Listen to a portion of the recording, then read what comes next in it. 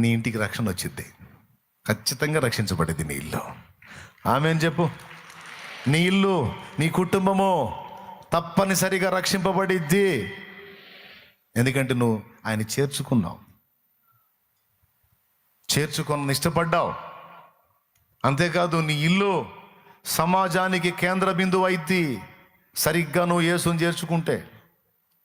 అంతేకాదు నీ ఇంట రోదన ధ్వని తొలగిపోతుంది. వస్తాయి, దేవుడు చెప్పినవన్నీ వస్తాయి, నీ ఇంట్లోకి వస్తాయి. పాపం పొట్టివాడు, అందరూ పొడుగోళ్ళు, మధ్యలో యేసయ్య ఉన్నాడు. ఎంత చూద్దామని ట్రై చేసినా ఈ పొడుగోళ్ళు ముందు ఉన్నారు, వెనకేమో పొట్టైనా కనపడట్లా. అయితే మీరు అడ్డు తగిలితే నాకేం తెలివి లేదనుకున్నారా?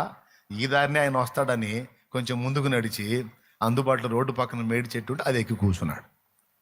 ఈ యేసుప్రభు ఆ దారినే వస్తున్నాడు. యేసుప్రభుని చూశాడు, సంతోషంగా యేసుప్రభుని చూశాడు. ఆయన ఏదో మాట్లాడుకుంటూ వస్తున్నాడు, లోపల లోపల ఆనందపడుతున్నాడు.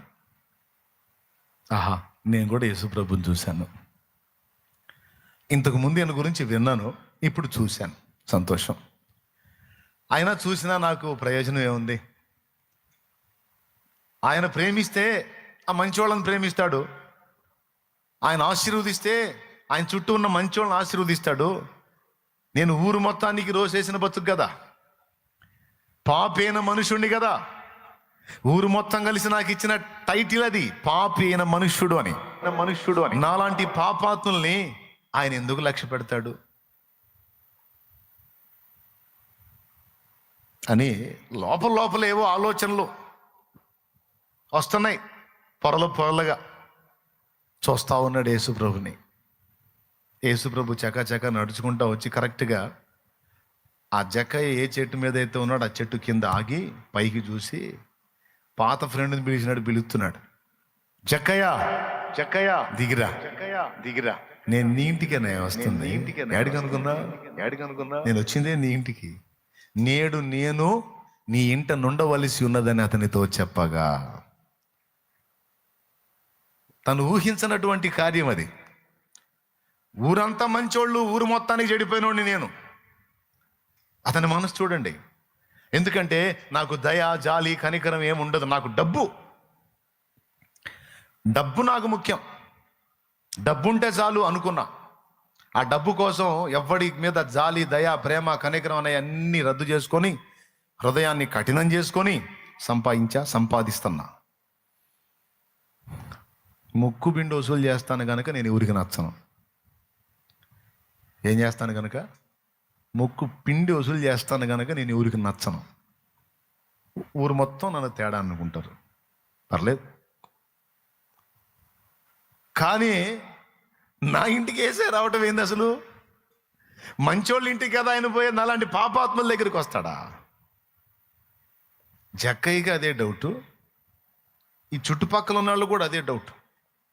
ఈ బోధకుడు ఈ వేశ్యలు, ఈ సొంకర్లు, ఈ పన్నులు వసూలు చేసేవాళ్ళు, ఈ వడ్డీలకి డబ్బులు ఇచ్చేవాళ్ళు, ఇట్లాంటి చెత్త సరుకు తప్పితే మనలాగా రోజుకు 5 సార్లు ప్రార్థన చేసేవాళ్ళు, చేతులు కడుక్కొని భోజనం చేసేవాళ్ళు, దశంభాగం ఇచ్చేవాళ్ళు, వారానికి కనీసం 1 సారి 2 సార్లు ఉపవాసాలు ఉండేవాళ్ళు, మనలాంటి పరిశుద్ధులు నచ్చరేళ్ళకే.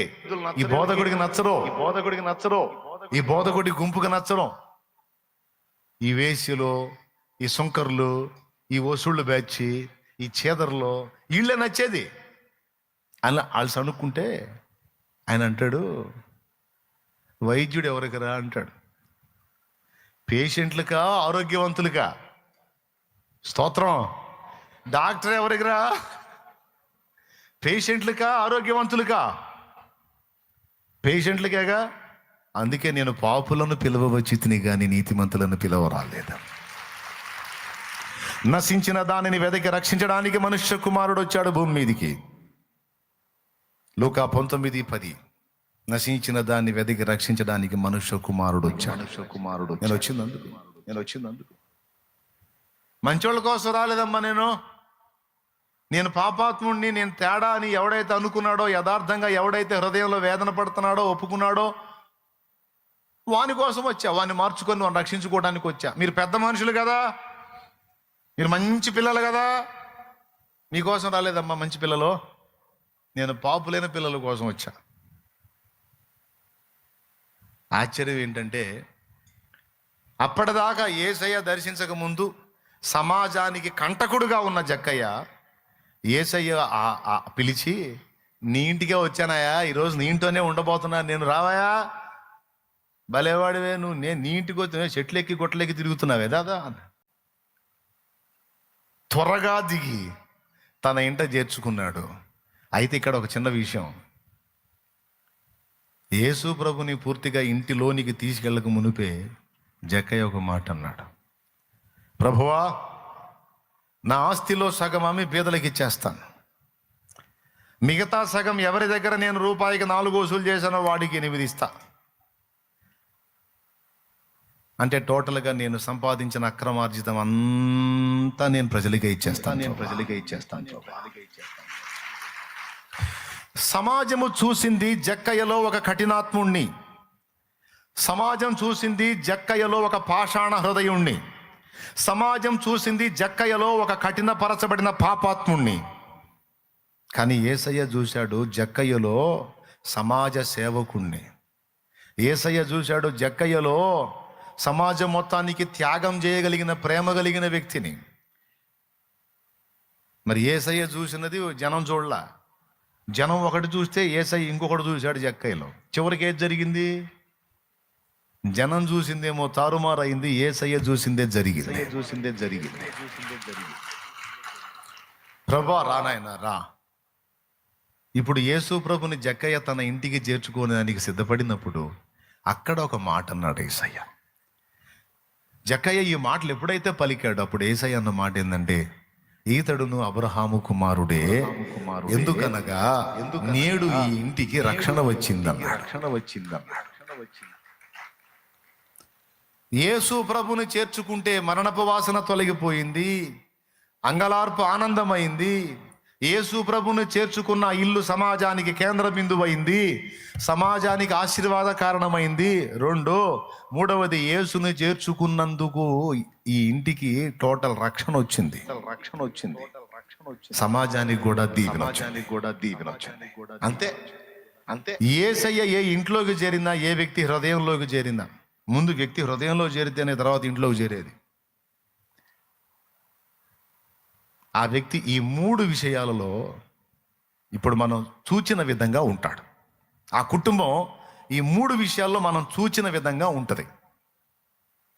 1, ఆ ఇంటికి రక్షణ కలుగుతుంది. 2, ఆ ఇల్లు సమాజానికి కేంద్ర బిందువు అవుతుంది. 3, ఆ ఇల్లు తనకే గాక ఆ చుట్టుపక్కల వాళ్ళందరికీ ఆశీర్వాద కారణం అవుతుంది.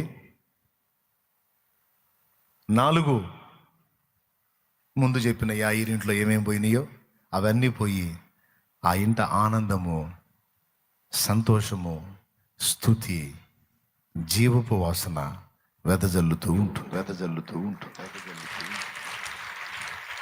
హల్లెలూయా. ఇప్పుడు యేసు ప్రభుని చేర్చుకున్నటువంటి నివాసాలు ఎలాగా మారిపోయినాయి అనేదాన్ని మీకు చెప్పాను. మీలో చాలామంది ఇప్పటికే యేసు ప్రభుని చేర్చుకున్నారు. యేసు ప్రభుకి మీ హృదయాల్లో స్థలం ఇచ్చారు, మీ ఇంట్లో కూడా స్థలం ఇచ్చారు. నీతిమంతుల గుడారాల్లాగా అయిపోయినాయి మీ గుడారాలు. కడగబడిన గుడారాలు, పరిశుద్ధపరచబడిన గుడారాలు, విమోచింపబడినటువంటి పరిశుద్ధుల నివాసాలు అయిపోయినాయి మీ మారు మనసు పొంది రక్షణ పొంది దేవుని సొత్తైన ప్రజలైపోయి దేవునికి చెందిన వాళ్ళు అయ్యారు కనుక మీ గృహాలు ఆశీర్వదించబడ్డాయి. ముందు కార్యం జరిగింది. ఒకవేళ ఇప్పుడే నువ్వు చేర్చుకున్నట్టయితే నేను చెప్తున్న భవిష్యత్తులో ఈ ముందు 3 గృహాల్లో వాళ్ళు చేర్చుకొని ఏమేం పొందారో అవన్నీ నీ లైఫ్లో కూడా వస్తాయి, నీ జీవితంలో కూడా వస్తాయి. ఎందుకంటే యేసయ్య వచ్చాడు కదా, నీ ఇంటికి రక్షణ వచ్చింది. ఖచ్చితంగా రక్షించబడేది నీ ఇల్లు. ఆమేన్ చెప్పు. నీ ఇల్లు, నీ కుటుంబము తప్పనిసరిగా రక్షింపబడిద్ది. ఎందుకంటే నువ్వు ఆయన చేర్చుకున్న ఇష్టపడ్డావు. అంతేకాదు నీ ఇల్లు సమాజానికి కేంద్ర బిందువు అయింది సరిగ్గా నువ్వు యేసుని చేర్చుకుంటే. అంతేకాదు, నీ ఇంట రోదన ధ్వని తొలగిపోతుంది. వస్తాయి, దేవుడు చెప్పినవన్నీ వస్తాయి, నీ ఇంట్లోకి వస్తాయి. ఆమెన్ చెప్పు.